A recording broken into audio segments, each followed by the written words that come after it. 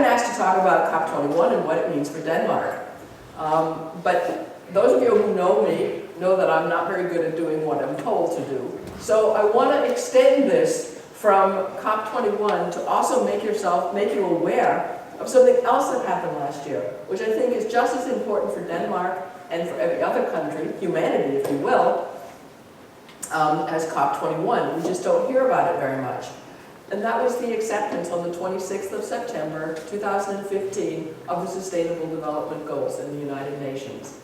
Now, unfortunately, the Danish media and to a large extent the Danish politicians have made the incorrect assumption that the Sustainable Development Goals are just a new way of expressing how we're going to do aid to developing countries in the future.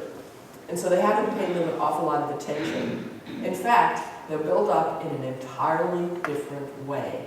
And I think both they and COP21 are symptoms, if you will, of the phase in human history that we're a part of right now. I'm absolutely convinced that I don't have any evidence for this, but I'm absolutely convinced that our ancestors a very long time ago, when they produced waste products, be they bodily or otherwise, they let them fall wherever they were produced. And if they needed something, trees, wood, game, they took it. And when they got to be a sufficient number of people, they looked around and said, got a problem here. We're getting sick from the water because our bodily fluids are mixing with the water. We're going to have to make some rules about where we can put our waste. Oh, and by the way, there's no more trees. We're going to have to start to replant and make some rules about who can use. So they realized, for the sake of their society and the development and continued success of their society, that they were required to make some kind of rules about management of environmental resources at the local level. Then we realized that we also need to do the same thing at the regional level. If we want clean air and clean water around Denmark, then our neighboring countries, have to also have some rules about what we can put in the air and in the water. What we're realizing now and beginning to react to is the fact that for our own sakes, we also need to do management of environmental resources at the global level. This is not a question of save the planet. The planet, thank you very much, is going to do very well with or without us. It's a question of saving ourselves in the sense that for the continued development of our society, we need to do management of resources at the global level. I think this phase in our history started when humans went into space. I said it was going to be right, but the Earth has gotten very flat, and I don't mean it that way. I think this phase in our history actually started when humans could go into space and could look at the Earth from a distance.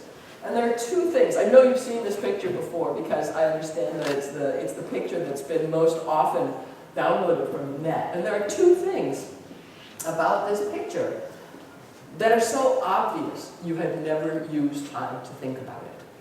The first is, and I have to say this given my background, the first is that our ancestors made a very, very, very, very serious mistake when they called this planet Earth. It should have been called water or ocean. But the next thing, next salient point that you haven't thought too much about is the fact there's no umbilical cord. And if there's no umbilical cord, it means that there is a limit to the amount of resources we can take out of this planet upon which to make our growth, our development, and our society thrive. Now, climate is actually one of the first instances where we've accepted this on a global level. Because, how can I say that? What's climate as a resource? Well, the resource, of course, is the garbage dump. The atmospheric garbage dump for our greenhouse gases that we share with every other person on this planet. Politicians have said they want to keep human-caused global warming to within 2 degrees, then it becomes a very simple mathematical exercise to sit down and calculate, well, how much more of that resource, how much more can we put into the atmosphere? We arrive at the conclusion that that resource, the size of that garbage dump, is half filled. We know exactly who filled the first half, and the whole discussion we have at the moment is about who gets the right to use the last half of that resource. So climate is where we're beginning this discussion in a big way, but it's not only about climate. If you look at these figures, which are an updated version of some that I was involved in developing in 2004 for a book, all of them show something about the human enterprise. They all start in 1750 and they all end in 2010. Here you see world population, world GDP, foreign investment, numbers of people in cities, primary use or primary energy use, fertilizer consumption, damming of large rivers, use of fresh water, where over 70%, by the way, is used for agriculture, paper production, transportation, telecommunication, international tourism. You can see there's been a massive growth in the human enterprise since the Second World War. Part of it, of course, is because we're more people, but most of it is because we're richer. And the fact that we're richer means that we're demanding more resources from the planet. And if we go over and start looking at the planet and plot up some other features from the planet in the same way, all starting in 1750 and ending in 2010, up here we have 3 different greenhouse gases: CO2, laughing gas, nitrous oxide, methane.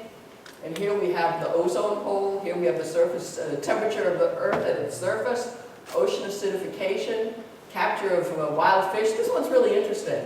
This is shrimp aquaculture. This is where we remove the mangroves in Southeast Asia so we can have aquaculture instead, so that all of us can go down to Busan tonight and buy tiger shrimps for dinner. This is coastal release of, this is actually oxygen depletion in coastal waters. It's not only in Denmark this happens. This is felling of tropical rainforest. This is conversion of wild nature into farming land. And this is the loss of biodiversity on land. And you can see there's a very clear relationship here. Of course, correlation between two things doesn't necessarily show cause and effect. I'm sure some of you here know that the number of storks increased in Germany the same time that the number of babies increased. And I hope I don't disappoint you if I tell you there's no evidence that says that it was the storks that brought the babies. But in every single one of these cases, there are cause and effect relationships. It's the human activity which is causing the response in the Earth system. And I showed the precursor of these curves a few years ago in Tokyo, and there Bo Linigal was trying to challenge me on these. And he said, yes, I understand this, I get this. The reason that this is happening is because we want to be rich. It's because we're using resources to build our growth on. He said, but I just can't imagine humans demanding less resources. I said, yeah, I have a pretty hard time getting my head around it as well. But let's turn this around. Can you imagine these curves going on forever? And the answer is, of course not. So something has to give here. I've been involved in a research exercise that basically what we're trying to do in this research exercise is to say, okay, if we need to manage resources at the global level, can we get a framework to do so? Now, the whole idea behind this was, the system you know best is your own body. And if you break your leg, the doctor might be able to put it together again, but it's never going to be quite as strong again. It's never going to be quite the same. There's been a state change. If you look at ecosystems around you, if we have a lake, lots of bottom plants growing in the lake, we put in extra nutrients. We get phytoplankton up on the surface. They shade the bottom So the bottom plants die. So now all your plants are floating around at the top, none are at the bottom. Now take away the nutrients. Do the bottom plants come back? Where should they come from? You've had a state change in that ecosystem. So we know from the systems we know best, we know from the ecosystems that we understand and live in, that there can be changes. The question is, what about the Earth? I mean, the Earth is our ultimate home.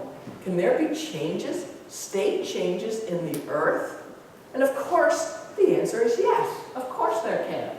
This on the y-axis is a proxy for temperature. We're going back 100,000 years. This is coming from ice cores that have been taken from that team at the University of Copenhagen up in Greenland that does this. And the big jumps you see here are like 10 or 12 degrees in a 10-year period.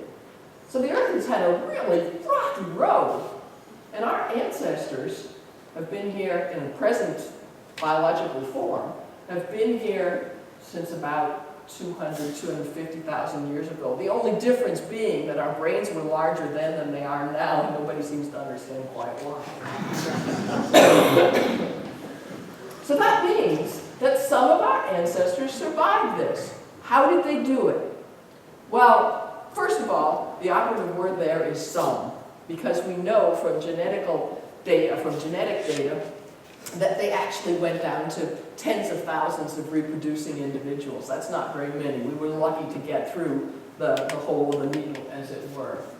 But the other thing they did was, all this of course meant that sea level was going up and down, and when their feet got wet here, they went over here to keep them dry.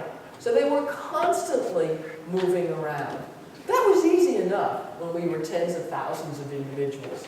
It's harder when we're 7 billion, soon to be 9 or 10 billion individuals. Just take your newspaper up to see how happy we are about people moving around trying to keep their feet dry. But what's more interesting about this picture is the last 12,000 years. Because in these 12,000 years, we call this the Holocene, the Earth has had a remarkably stable and a relatively warm climate. The other thing that's remarkable about these 12,000 years is that although we biologically have been the same all the way through this period, it is only in this period that everything we associate with modern humanity developed. 4 different places independently, at least 4 different places independently on the planet, our ancestors figured out how to do agriculture. And a lot of anthropologists think it's because instead of running around to keep their feet dry, they could sit down on a rock, they could see the acorn fall out of the tree, whoop, me too, oh, I can do that too. It was only in this period that we got written language, so it was only in this period that everything we associate with modern humanity developed. So we might have the technology today to be able to tolerate these kinds of changes.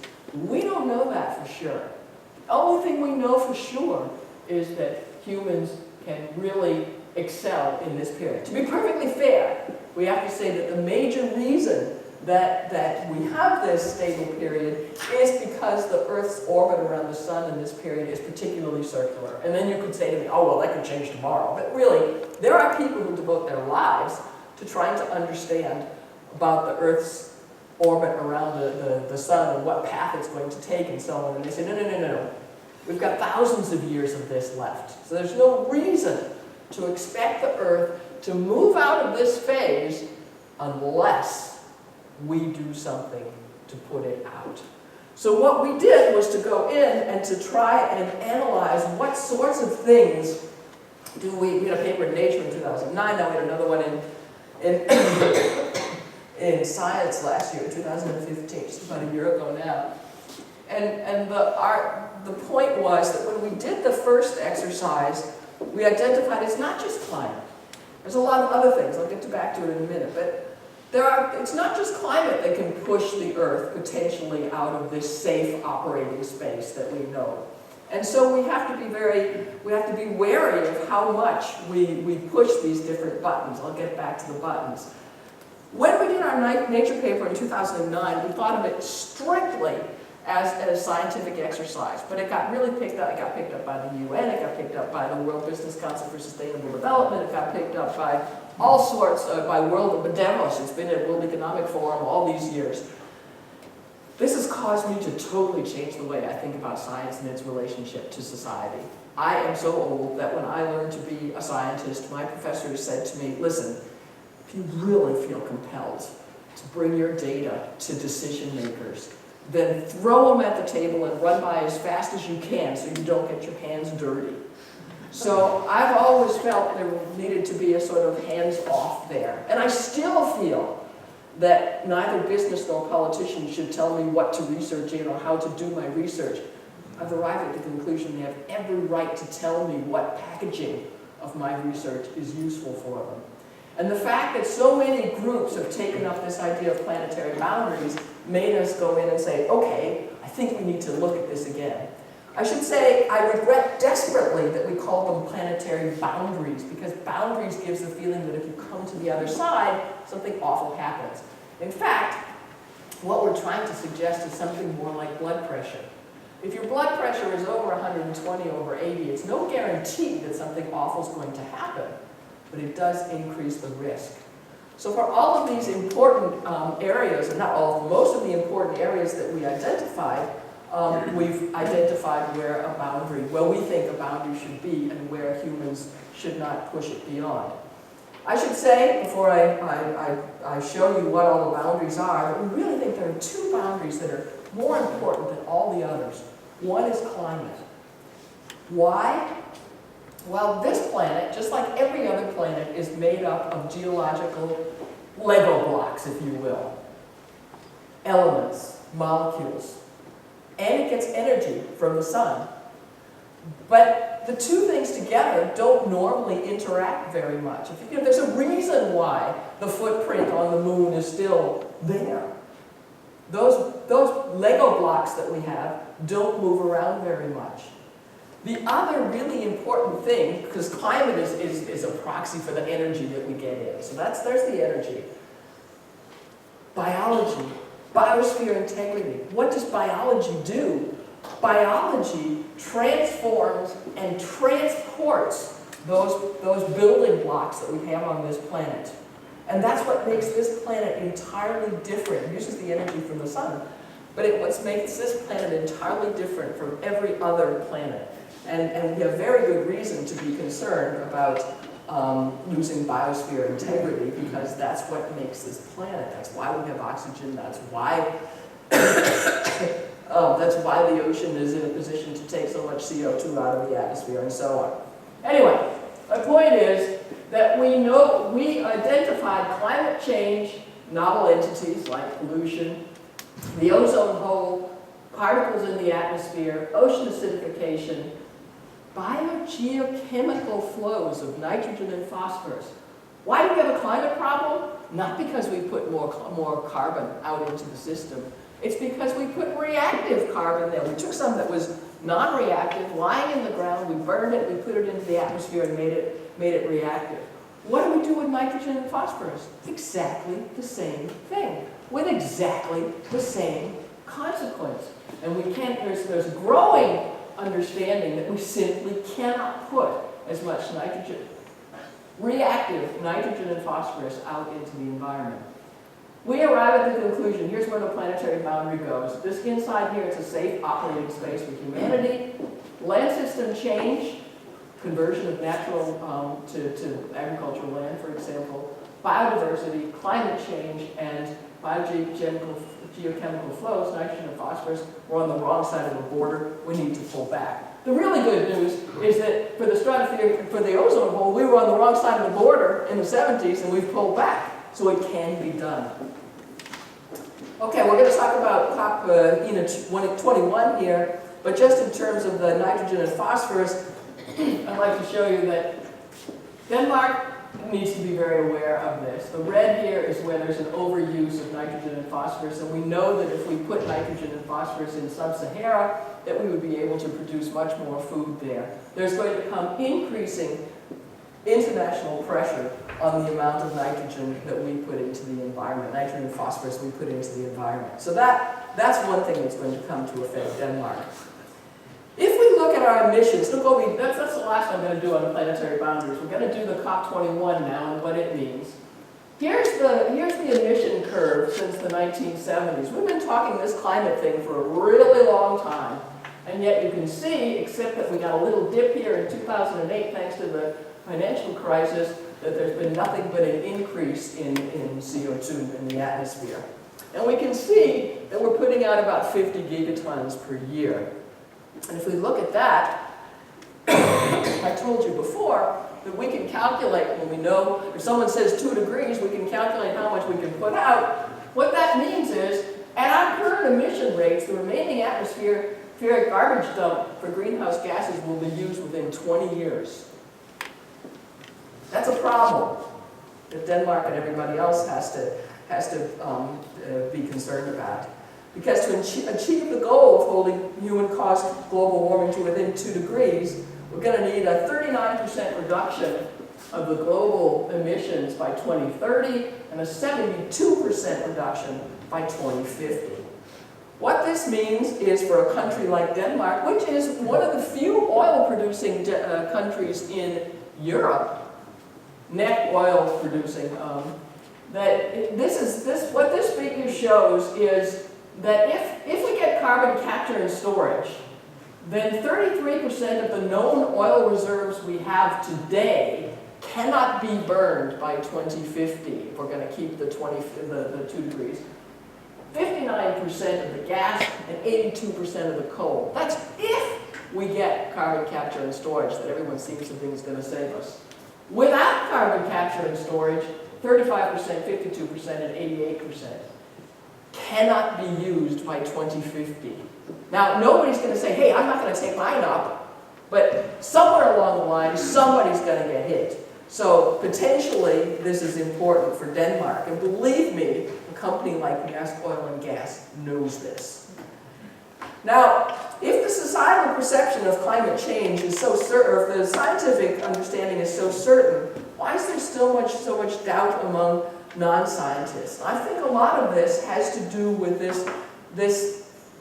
I mean, in a way, it's very much like when Darwin came with his book in 1859 on the origin of species. The Bible had taught us that we have a God-given, not right, but responsibility to bring civilization to that wildness that's nature. And this guy, this scientist comes along and says, hey, this is not, I mean, we're not above nature, we're a part of nature, just like all other organisms. That was really hard for people to swallow. It also challenged the economic paradigm of 1859 because there were very many people in 1859 that didn't think you could have economic growth if you didn't have slaves. If we fast forward to now and climate change, then we end in a situation where most of us, I guess unless we live in Kansas, have accepted the fact that we do belong to a species. But that the combined activity of that species could be enough to influence how the whole Earth works. That's really, really hard to swallow. And what's more, of course, it challenges the economic paradigm that we need fossil fuels in order to be able to grow. Now, another problem I think we have is that the fact that climate change is usually communicated as a prediction problem. And in fact, it's not a prediction problem, it's a risk problem. It's a question of, do we want to take the risk that the few scientists, relevant scientists who aren't convinced are right? It's also a risk problem in the sense that even the IPCC, which is exceedingly conservative, says that with the greenhouse gas concentration we have in the atmosphere today, there's a 1.6% chance that the Earth will warm by 6 degrees. 6 degrees! That's going to melt all of Greenland and so on. You say, but it's only a 1.6% chance. Yes, but if we accepted a 1.6% chance that airplanes would crash, we would have to accept 1,500 planes crashing every single day, which is why something needs to happen, and which is why we now have the COP process, which is making it happen. And the COP is a process. I can't emphasize that enough. And if you think about it as a process, then COP15 looks like much more of a success than the failure that it was portrayed to be. Why? Well, first of all, in spite of an unprecedented attempt to discredit the scientific understanding of climate change, and people were stealing emails. That's illegal. We still don't know today who was doing the stealing. Who was the bad guy? The guy that got his emails stolen. He's been exonerated with every study that's been done, but never mind. He was the bad guy, Phil Jones from the University of East Anglia. A year later, when WikiLeaks was stealing from the American Embassy, was it the American Embassy that was the bad guy? I don't think so. Something happened between 2008 and 2009. But despite an unprecedented attempt to undermine the scientific understanding, the politicians in Copenhagen signed on the dotted line. They said 2 degrees. We're going to keep this to within 2 degrees. They accepted the science. The other thing that happened in COP15 was that instead of having environmental ministers, and remember, the UNFCCC, United Nations Framework Convention on Climate Change, was established in 1992 as an environmental effort. So normally you would have environmental ministers. You had state ministers, or state leaders. Why did you have state leaders come to Copenhagen? You had them come to Copenhagen because they recognized that climate is no longer just low politics, that is to say environmental politics, where you come in and say, something in this for me, yes or no, yes, fine, I'll vote for it. It's high politics. Why high politics? Because high politics can change the balance of power between countries. And when we're talking about the fact that our emissions are directly related to our energy use and our food production, we're talking about them being directly related to our ability to grow. So we're negotiating who gets the right to grow. So COP15, I think, was actually a success. And I don't think, in spite of the fact that probably could have had better negotiating tactics on the part of Denmark, I don't think it could have made a difference at that point because the Americans and the Chinese had to position this out. And I mean, I think the Americans and the Chinese after COP15 said, listen, we're not going to let that happen to us again. So they went in and started privately negotiating, which made it possible to make a COP21. Well, we got an agreement, yes. And thank God for that, because otherwise we wouldn't be able to continue using the UN system, I think. There's no binding agreement on emissions. It's based on pledges, bottom up. There's no binding agreement on financing. The 2-degree guardrail is reconfirmed, in fact, strengthened, because we're saying 1.5 was what we really like. So well under 2 degrees, it says. Now, this is a good thing, because people were really worried that we'd say, okay, well, 3 degrees is almost 2 degrees, and so, well, maybe, if we can't get 2, then maybe we'll go for 3. No? They said, no, we mean this. We mean this 2 degrees. All countries are equal players. This is also a good thing. We got ourselves in a hell of a mess after the Kyoto Protocol, where we let countries like China be developing countries, and they weren't really a part of that. Now everybody's there who gets to play with different rules, or different, according to their own ability. There was some agreement on how and what to measure, and there was also an agreement that they're going to meet again in a couple of years, understood with more ambitious goals in their pocket. So COP21 provided a really clear signal, not least of which to the financial market, of what direction the international community is headed. For years, we've been saying, yes, okay, in the EU we have an 80 to 95% emissions reduction goal for 2050. We haven't acted like we meant it. That we thought that the politicians really meant it. Now it's beginning to look like the politicians might really mean it. And so that means we have to think, what are we going to do? Well, an 80 to 95% reduction vis-a-vis 1990 by 2050. Let's look at what Denmark looked like in 1990. 59% of our emissions came from heat and electricity. So let's assume that we can get our energy system completely clean. That's what we're working on. Is that 80%? No. Is it anywhere near 80%? No. Well, let's look at the rest and see where we're going to get it. 7% came from loss of place or dumps and that sort of thing. 2% from North Sea oil. Well, even if we get that, we're still only up to 68%. That's not 80%. Where are we going to go then? The last 32% came in 1990, 50-50, from transport and agriculture.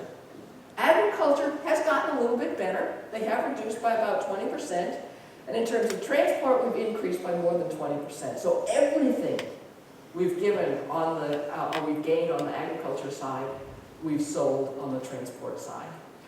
So we have a huge, huge job in front of us, because an 80% reduction cannot be made without us focusing on agriculture and transport. We have a picture that Denmark is like the best in the world when it comes to climate. Well, in the climate world where I sit, the Climate Council where I sit, we've looked at this. And yes, Denmark has done a really good job since 1990. We've reduced our emissions by 24.8%, and only the UK has reduced more. Great. Especially good when you consider the fact that some of countries like the US and Australia and countries outside of Europe have actually been increasing since 1990. So that's good. The bad news is when you actually look at what we got our reduction from, one of the things we got it from is that our economic growth hasn't been as big as we had hoped it was going to be. If we had had an economic growth the same size as Sweden's, we would be the 5th best, not the 2nd best. The other problem we have is that most of, or almost half of, our reduction has actually been obtained by a change in the structure of our businesses. That is to say, we've moved the emissions producers out of Denmark and replaced them with service industries that give off less CO2. And lots of people think you shouldn't even be able to count that, because the fact you moved it to China and it became their problem didn't really help us. So we're actually the worst of the top 6 countries in terms of reduction. We're the worst, the least successful in terms of actually making changes in our energy system that have brought us to where we are. So yes, we're good, but we're not miles ahead of everyone else. Just to finish off, I'd like to give you an alternative view of the COP process. I like to think of the COP process as a salami. And media, and politicians for that matter, have a tendency to go in and give the individual COPs a grade.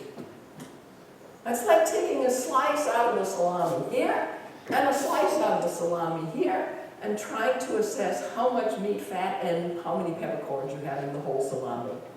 You can't do it. What you really need to do is to assess what's happened between the 2 slices.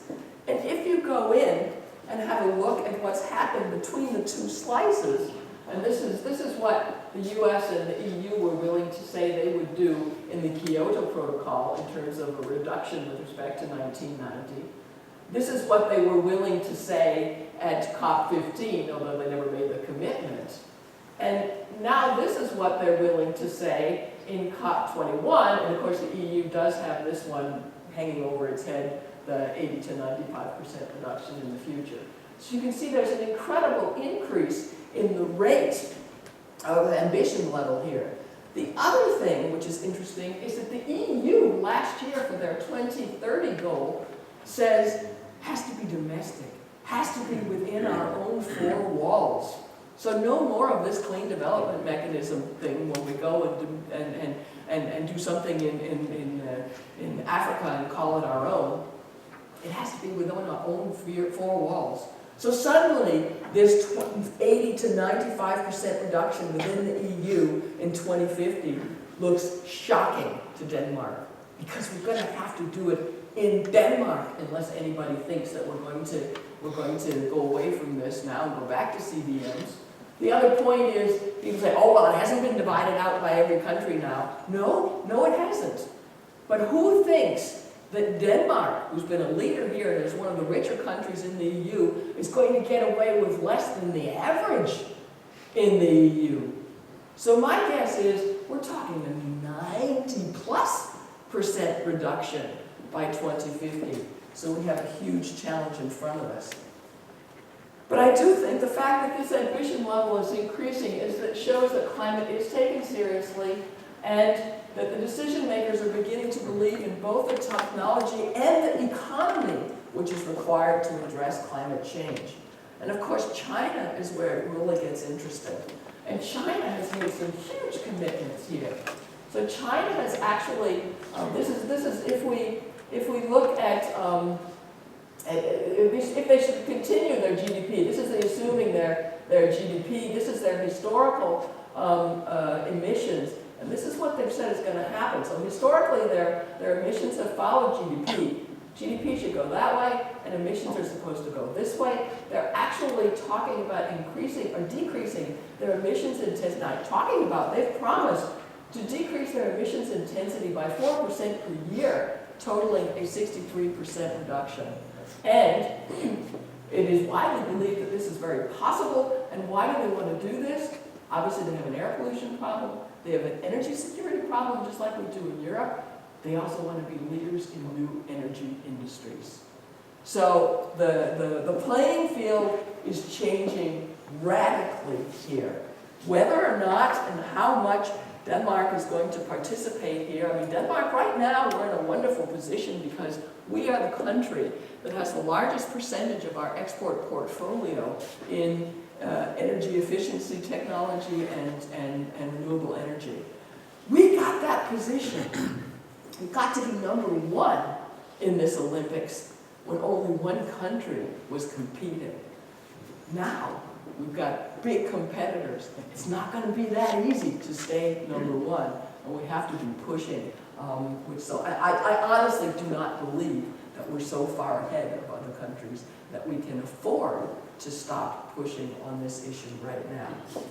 But to finish it all off, I've talked about global environmental management. Can we have global environmental management when we don't have a global governance? I think we can. We showed that we could with the ozone hole, that using democratic principles, we managed to make rules which have fixed the ozone hole. And now we're in the process, through the COP process, of trying to make the mechanisms that can allow us to manage at the global level in terms of climate. And a lot of people like to say, oh, but it's such a disaster, it's such a, we can't enforce it, and so on and so forth. I can find lots of things to be critical about in COP21, but it's the best we have, and I can find a whole lot of positive to say about it as well. Thank you.